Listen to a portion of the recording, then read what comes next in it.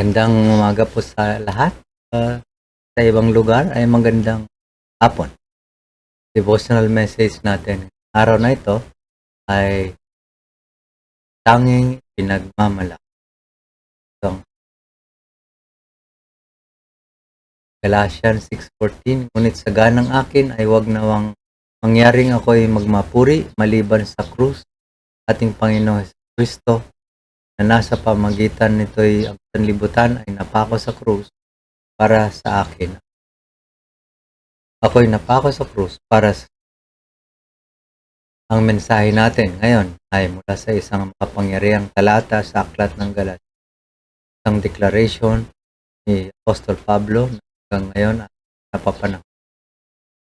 May I never boast except in the cross of our Lord Jesus Christ, through which the world has crucified to me, and I the world. Sa mundong ito na mahilig ipagmalaki ang sarili, tagumpay, kayamanan at kapangyarihan, pinapaalala ni Pablo may isa lang tayong dapat ipagmalaki, ang krus Kristo. Una, anong ibig sabihin ng ng pagmamapuri? Ano ba ang ibig sabihin? Ito ay pagyayabang o pagbibigay ng halaga, kumpiyansa at dangal sa isang bagay. Karaniwang ipinagmamalaki ng tao ang kanilang kayamanan, katalinuhan, kagandahan, kapangyarihan o posisyon. Pero si Pablo ang nagsabi, huwag nawang mangyari na ako'y magmapuri maliban sa krus ni Kristo. Bakit? Dahil dati marami siyang dahilan para magbang. Isang edukadong Pariseo, matigasig sa relihiyon at marunong sa batas. Ngunit matapos niyang makilala si Kristo, lahat ng tinuring niyang kalugihan. Philippians.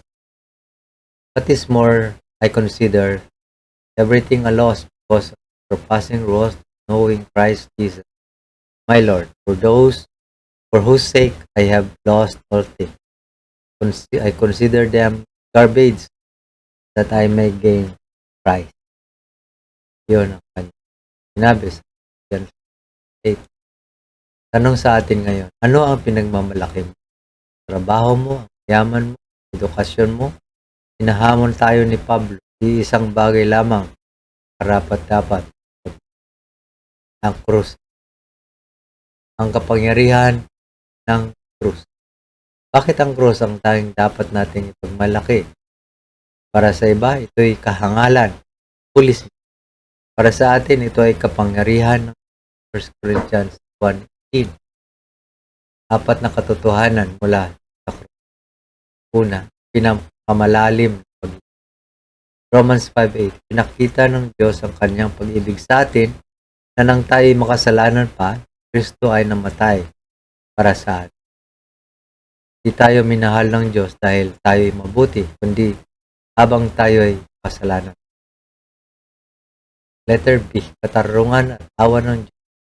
Sa krus, ang justisya ng Diyos ay naipakita at ang kanyang awa ay binuhos.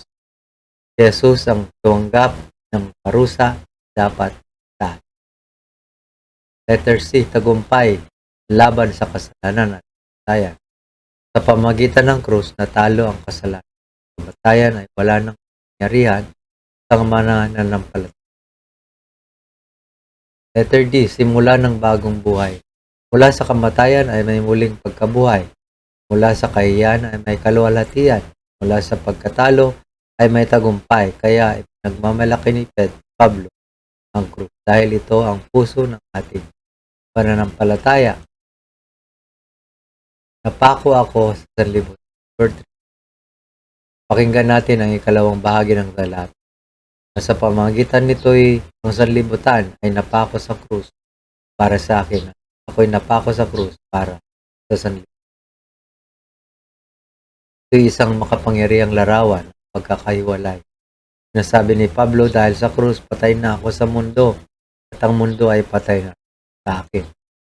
Ibig sabihin, wala nang kapangyarihan ng kayamanan, kapangyarihan, katan o kasalanan. Hindi na siya alipin ng ng tao o ng takot. Tayo rin, at ay ganun. Tayo ay mamuhay hindi para sa pansamantalang bagay, kundi para sa walang kaharian. Tanong ko sa inyo ngayon, tunay ka na bang napako sa kasama ni Kristo o kumakapit ka pa rin sa mundo? Makapit pa rin ang mundo sa paano mamumuhay bilang taong nagmamalaki? Paano natin may sabuhay ang Galatians 6:14? Una, letter A, taas si Kristo sa araw-araw. Sa bawat kilos at salita, pakita natin na ang ating kaligtasan, pag-asa, ay galing sa krus. Lucas 9:23 sabi, kung ang sinuman ang ibig sumunod sa akin, tanggihan niya ang kanyang sarili, pasanin ang kanyang krus araw-araw at sumunod sa akin. Ang krus ay hindi lamang lugar ng kamatayan. Ito rin ay daan. Ibig sabihin, pasanin ang letter C, mamuhay ka na may pananaw sa walang hanggan.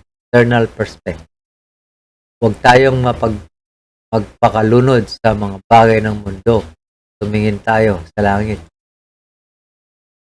Ipamuhay natin ang bagay na walang hanggan. Ito ay mga pananampalataya, pag-ibig, pagsunod. Faith, love, obedience.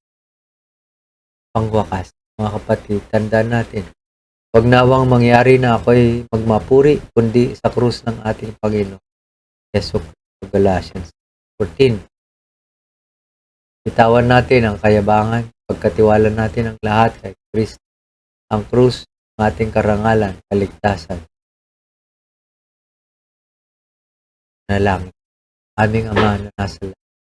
Maraming salamat sa krus ng Kristo, ang tanging dapat naming ipagmalaki. Patawarin mo kami kapag kami nagmamapuri sa aming sarili, tagumpay o kayamanan.